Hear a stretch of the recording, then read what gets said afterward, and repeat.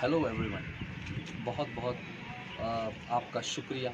आपने मेरे पिछले वीडियो को लाइक किया और सब्सक्राइब किया, और आपकी मोहब्बतों का ये नतीजा है कि जो वीडियो था इसके पहले का, उसका कुछ भाग, कुछ हिस्सा मैं आपके लिए थोड़ा सा बचा के रखा था कि लोग जो है, बहुत सारे लोग हमारे जो है, उनको कुछ दिलों में उनकी शंकाएँ हैं, उनके दिलों में कोई मुसीबत परेशानियां है, कुछ सवालों के जो है जवाब उनको नहीं मिल रहे। तो आज इसी के चलते मैं आपसे कुछ चंद सवालात लोगों के लूँगा, और उन लोगों का हम उनको आंसर देंगे with the help of guidelines जो है महाराष्ट्र गवर्नमेंट के जो गाइडलाइंस है, इंडिया की जो गाइडलाइंस है, डब्ल्यू एच ओ ने जो गाइडलाइन हमको प्रोवाइड किया है, उसके चलते ही हम उनको जवाब देंगे। शुक्रिया। सर, मेरे दिल में कई दिनों से एक सवाल है कि कोरोना के सिम्टम्स क्या क्या है, मैं ये जानना चाहता हूँ। अभी मेरे भाई ने एक सवाल पूछा कि बहुत बेसिक सवाल है कि कोरोना के सिम्टम्स क्या है। बहुत दिनों से वो परेशान है। देखिए मेरे भाइयों, दोस्तों और बुज़ुर्गों, कोरोना के सिम्टम्स है, सबसे बेसिक सिम्टम्स ये है कि नाक बहना, बुखार थोड़ी सी महसूस होगी,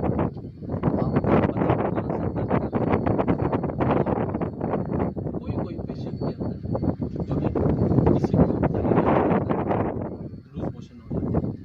और बहुत इम्पॉर्टेंट ये है कि गले में खराश होने की वजह से गला कुछ निगलने के वक्त, कुछ हम लेते हैं तो निगलने के वक्त दुखता है, दुखन होती है, और सांस लेने में तकलीफ होती है। तो ये बेसिक सिम्टम्स है। आगे का हाल, इस कोरोना का हाल जो है आगे जो है इम्यूनिटी के ऊपर डिपेंड करता है। अगर आपकी इम्यूनिटी अच्छी है तो आप कोरोना से जल्द राहत पा लेंगे। लेकिन अगर आपकी इम्यूनिटी कमज़ोर है तो ये वायरस, ये विषाणु आपको परेशान करता नजर आएगा। बहुत ही मुश्किल और बहुत ही ख़तरनाक वायरस है।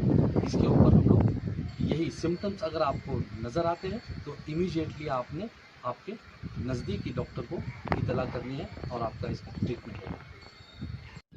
सर, मेरा एक सवाल है, कोरोना एक इंसान से दूसरे इंसान में कैसा फैलता है? मेरे भाई ने बहुत अच्छा सवाल पूछा कि किस तरह से एक इंसान के से दूसरे इंसान में कोरोना वायरस फैलता है। बहुत बेसिक चीज़ है मेरे भाई, हम ध्यान नहीं रखते।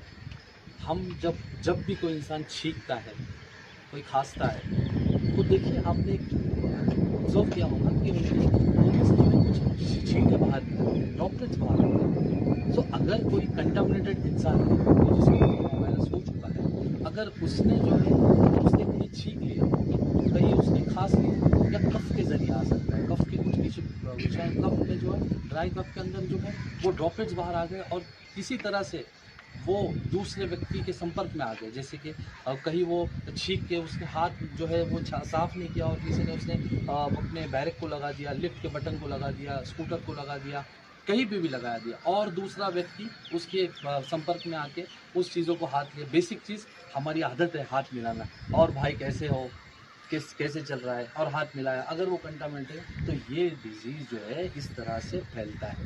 इसकी ये बेसिक बुनियाद है फैलने की, आप समझ चुके हैं। तो बिल्कुल इसी वजह से अगर आपको कहीं छींकना है, कहीं आपको कुछ खांसना है, तो आपने आपके हाथ पे जो है एक टिश्यू पेपर या हैंकरचीफ रहना चाहिए। और बेसिकली आप बाहर निकलते हैं तो मास्क लगाना बहुत ज़रूरी है। कई किस्म के मास्क है बाज़ार में, आप यूज़ कर सकते हैं। सर, मुझे ये जानना है कि क्या कोरोना वायरस खून के जरिए फैलता है? जी, बहुत ही उम्दा सवाल पूछा कि ये क्या खून के ज़रिए फैलता है। नहीं, ये खून के ज़रिए नहीं फैलता, क्योंकि ये बीमारी हमारी सांसों की बीमारी है। ये वायरस सांस में पैदा होता है और सांस में ही बढ़ता है, तो इसीलिए ये खून से नहीं फैलता। बहुत ही उम्दा सवाल पूछा आपने। सर, मेरा सवाल ऐसा है कि जो बुज़ुर्ग लोग हैं, जो छोटे बच्चे हैं और जो गर्भवती महिलाएं हैं, क्या उन्हें ये वायरस हानि पहुंचाता है? जी बिल्कुल बिल्कुल, बहुत अच्छा सवाल है आपका। देखिए, ये पूरा कारण जो है बूढ़े, बच्चे, जो बुज़ुर्ग हैं और जो गर्भवती महिलाएं हैं, इनके लिए ये बहुत इम्पॉर्टेंट है कि इनकी इम्यूनिटी बढ़ाना। जिस इंसान की इम्यूनिटी कम हो उसको ये वायरस इफेक्ट करेगा। जैसे कि बुज़ुर्ग है, बुज़ुर्गों की इम्यूनिटी कम होती है। और देखिए, बुज़ुर्गों की इम्यूनिटी कम होती है, जैसे कि उनको डायबिटीज़ है, हार्ट पेशेंट्स है, तो ये इम्यूनिटी मतलब उनकी इम्यूनिटी कम होने की वजह से उनको इफ़ेक्ट करेगा। छोटे बच्चों की इम्यूनिटी थोड़ी कम होती है। और देखिए साइमल्टेनियसली सिमिलरली आपको गर्भवती महिला अगर उनकी इम्यूनिटी कम है, तो वो जो है उनको वो इफ़ेक्ट करेगा वायरस और उनको हानि भी पहुँचाएगा। इसके लिए अपनी इम्यूनिटी बढ़ाना चाहिए। सर, क्या इस बीमारी के लिए कोई दवाई है या कोई वैक्सीन है? जी हाँ, ये सवाल तो सबके दिल में है, मेरे भी दिल में ये सवाल है।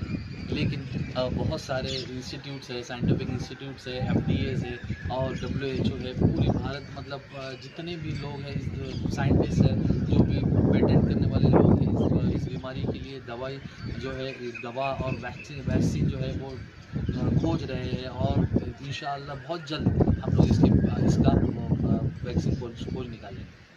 क्या लहसुन खाने से कोविड-19 से बच सकते हैं? जी हाँ, बिल्कुल। ये लहसुन जो है बिल्कुल भी नहीं इफ़ेक्टिव है, बस ये एक बहुत अच्छी एंटीमाइक्रोबियल प्रॉपर्टी बताता है। इसका अभी तक कोई एविडेंस मौजूद नहीं है फॉर कोविड-19 के लिए। सर, क्या अल्कोहल पीने से या अल्कोहल बॉडी पे लगाने से ये बीमारी या ये वायरस मर सकता है? बहुत अच्छा सवाल पूछा आपने। देखिए, आजकल लोग जो है अल्कोहल पीने की वजह से वायरस मरता है, ये वो अफ़वाहें फैला रहे हैं कई लोग और इसके अंदर वो मुबतला है और इस वजह से कई लोगों की मौतें हो रही है। देखिए, मैं आपको बताता चलूँ कि अल्कोहल पीने से वायरस ख़त्म नहीं होगा, वायरस मरेगा नहीं। और दूसरी बात, अल्कोहल मैंने जिस तरह से पिछले वीडियो में बताया कि सैनिटाइज़र यूज़ करना है, सैनिटाइज़र बॉडी पे लगाना है, हाथ पे लगाना है। बॉडी पे लगाने की वजह से जो है उसकी सिर्फ जो है कोटिंग ब्रेक हो जाएगी और बाकी कुछ होगा नहीं। इसके लिए आपने अल्कोहल बिल्कुल नहीं पीना है। सर, क्या मच्छर काटने से ये वायरस फैलता है? बहुत अच्छा सवाल पूछा है। बहुत लोगों को कन्फ्यूजन है माइंड के अंदर कि देखिए कि एक मच्छर काटने से हमको कोरोना हो गया, परेशान हो जाते हैं, माइंड डिस्टर्ब हो जाता है। नहीं, बिल्कुल नहीं। कोई भी कोरोना व्यक्ति को अगर कोरोना ग्रस्त व्यक्ति को मच्छर काटता है या वो आपको फिर आके काटता है तो it is not transmittable disease. ये मैंने इसके पहले ही आपको सवाल का जवाब दे चुका हूँ कि ये जो है छींक की जो ड्रॉपलेट्स होती है, कफ की जो ड्रॉपलेट्स होती है, उसी के कारण आपको जो है ये वायरस फैलता है। सर, क्या गर्म पानी से नहाने से ये वायरस मरता है या हम इससे बच सकते हैं? नहीं, बिल्कुल नहीं। देखिए, नहाना तो हाइजीन के लिए बहुत ही अच्छी चीज़ है। पर्सनल हाइजीन के लिए आपको डेली नहाना ज़रूरी है। बट इस वजह से आप जो है कोरोना वायरस से बच सकते हैं? बिल्कुल नहीं। ये आपकी गलतफ़हमी। सर, क्या थर्मल स्कैनर्स कोविड-19 डिटेक्ट करने में मदद करते हैं? ये बहुत लोगों के दिलों में सवाल है कि रेलवे स्टेशंस पर कोई भी जगह पे जो भी सार्वजनिक जगह है वहाँ पे आपको थर्मल डिटेक्टर से आपका सिर्फ फीवर चेक होता है, आपका बॉडी का टेम्परेचर चेक होता है। याद रखिए, इससे आपकी बॉडी के अंदर या आप कोरोना ग्रस्त है या नहीं ये पता नहीं चलता।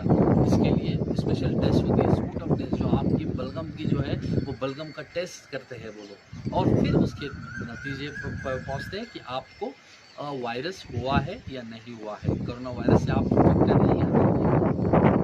सर, अगर मुझे सर्दी खांसी है या बुखार है तो क्या मुझे कोविड-19 का टेस्ट करवाना चाहिए? जी बिल्कुल, आपका सवाल बहुत अच्छा है कि काफ़ी लोग जो है सर्दी, खांसी, ज़ुकाम, बुखार हो जाती है। इस केस में वो क्या करते हैं कि थोड़ा-सा वो लोग हिचकिचाते हैं जाने के लिए। लेकिन देखिए, अगर वो ज़्यादा मात्रा में है, बुखार ज़्यादा है, तो आपको जाना चाहिए, आपको टेस्ट करवाना चाहिए। बाद में लोग क्या करते हैं कि नहीं, हम कर लेंगे, हम रह लेंगे, बहुत ज़्यादा नहीं, बिल्कुल नहीं। अगर आपने टेस्ट करवा लेना है या तो थोड़ी सी देर के बाद आप देखना है 1-2 दिन के बाद अगर आपको सांस लेने में भी तकलीफ़ हो रही है, थोड़ा-सा आप सांस लीजिए। अगर आपको दिक्कत हो रही है तो आपको बिल्कुल टेस्ट करवाना चाहिए। या आप कोई ऐसे ज़ोन में हैं जो रेड ज़ोन है, कंटामिनेंट ज़ोन है, जिसमें बहुत सारे लोग जो है केसेस से मुब्तला है, वहाँ पे आप हैं तो बिल्कुल आपको इमीडिएटली आके आपको टेस्ट कराना चाहिए। सर, अगर हमें कोविड-19 का टेस्ट करवाना है तो हमें किधर जाना चाहिए? किसको कॉन्टैक्ट करना? जी बिल्कुल, हर एक स्टेट में, हर एक सिटी के अंदर आपको जो है ministry of health and family welfare ने आपको नंबर दिया हुआ है, आपके टोल फ्री नंबर दिया हुआ है। आपके पास हो तो बहुत अच्छी बात है, नहीं हो तो आप गूगल पे सर्च कर सकते हैं, आपकी गवर्नमेंट की वेबसाइट पे आप जाके सर्च कर सकते हैं। आपके पर्टिकुलर स्टेट के बारे में, पर्टिकुलर सिटी के बारे में आप टोल फ्री नंबर ले सकते हैं। मेरा सवाल ये है, आइसोलेशन और क्वारंटाइन का मतलब क्या है? मेरे दोस्त ने बहुत ही उम्दा सवाल पूछा। काफ़ी लोगों को मालूमात नहीं है कि क्वारंटाइन क्या होता है और आइसोलेशन क्या होता है। जब भी कोई पेशेंट से अफेक्टेड होता है, वो ऑलरेडी इसके अंदर छूट रहा है, वो पर्सन को, वो विक्टिम को, वो इंसान को हम लोग आइसोलेशन करते हैं। और जो व्यक्ति उसके संपर्क में आ चुका है लेकिन उसको अभी तक कुछ उसके सिम्टम्स थोड़े से दिख रहे हैं लेकिन वो अभी तक हुआ नहीं है, उसको हम क्वारंटाइन करते हैं। उसको वायरस ने अभी तक इफेक्ट नहीं किया है, उसको हम क्वारंटाइन करते हैं। इसका कुछ मीन पीरियड होता है, एक 14 दिन का, कम से कम 14 दिन का पीरियड होता है। वो पीरियड के अंदर वो व्यक्ति, वो इंसान फिर से अपने आप को कवर कर लेता है और ही कैन सेफ, वो सेफ हो जाता है। सर, क्या मैं ऐसे सिचुएशन में बाहर घूम सकता हूँ? जी हाँ, देखिए, मुझे इस बारे में मैंने आपको पिछली स्लाइड्स बताया था कि पैनाडेमिक कंडीशन है, ये बहुत ही ख़तरनाक कंडीशन है। यहाँ पे वायरसेस जो है बहुत ही तेज़ी से फैल रहा है। तो ऐसे सिचुएशन में आपको जो है घर पे रहना है, स्टे होम, स्टे सेफ। अगर बाहर आप जाएंगे तो आप आपकी जान जोखिम में डाल देंगे, तो आपकी जान बचाना है हमको, तो आप बहुत ही सिंपल इसका लॉजिक। हमारे भाई ने अभी पैनाडेमिक के बारे में पूछा तो मुझे एक दिल में मेरे ख्याल आया, तो मैं आपको शेर पढ़ता चलूँ। कागज़ की कश्ती से पार जाने की ना सोच, लॉकडाउन है तोड़ बाहर जाने की ना सोच, कोरोना बड़ी बेदर्द है इससे न खिलवाड़ कर, जहाँ तक मुनासिब हो खुद को बचाने की सोच, खुद को बचाने की सोच। यही कहते हुए मैं आपसे आज अलविदा लेता हूँ। और इसके पहले जो मैंने आपको पिछली वीडियो में जो शेयर किया था, डोज एंड डोंट्स, क्या करना चाहिए हमने और क्या नहीं करना चाहिए, इस बारे में मैं आपको बताता चलूँ कि आप उसको देखिए, उसको सराहिए। थोड़ा सा लंबा वीडियो है लेकिन आप एक बार देखिए, जान आपकी बहुत इम्पोर्टेंट है। थोड़ा लंबा वीडियो था वो, मैं इसके लिए मैंने मेरे जज्बातों को घोल के मैंने वो बनाया था वीडियो। प्लीज़ उसको आप सब्सक्राइब कीजिए और देखिए, लाइक कीजिए, शेयर कीजिए। और घर के बाहर ना निकलिए, जब भी निकलिए जब मास्क पहन के निकलिए, आप ग्लोव्स पहन के निकलिए, आप अगर गाड़ी चला रहे हैं तो। और आप जो है आपकी कैप पहन के लिखिए, सरों में भी आप जो है सर को ढक के चलिए। पैनाडेमिक कंडीशन के अंदर किसी से हाथ ना मिलाए, किसी और ज़रूरत के वक्त ही आप बाहर निकले। अगर कभी आपको कुछ चीज़ ऐसी लग रही है कि मुझे इससे तकलीफ़ है, मुझे सांस लेने में दिक्कत है, तो देखिए आप जाके पहले आप डॉक्टर की सलाह लें, डॉक्टर के पास जाइए, टेस्ट कराइए, मेडिसिन लीजिए इसके, और अपने आप को क्वारंटाइन कीजिए अगर आप विक्टिम हैं। अगर नहीं है तो बहुत अच्छी बात है, हम आपके साथ हैं। और इसी से मैं आपसे आज विदा लेता हूं और नेक्स्ट वीडियो के लिए आपसे इल्तिजा करता हूं कि अल्लाह से दुआ करता हूं कि मैं नेक्स्ट वीडियो आपके हित के लिए बनाऊं। और मैं doctor Yasin Abida Inamdar senior college chemistry department से, सावित्री बाई फुले पुणे विद्यापीठ की जानिब से, और Azam campus Poona Abida Inamdar senior college की जानिब से, जो कि पूना में बहुत ही बड़े कॉलेज है, पूना यूनिवर्सिटी की जानिब से मैं आपसे जो है आज विदा लेता हूं। और इनके चलते मैं आपको इससे पूरी स्लाइड जो है मैं आपको देखने की गुजारिश करता हूं। और धन्यवाद, शुक्रिया।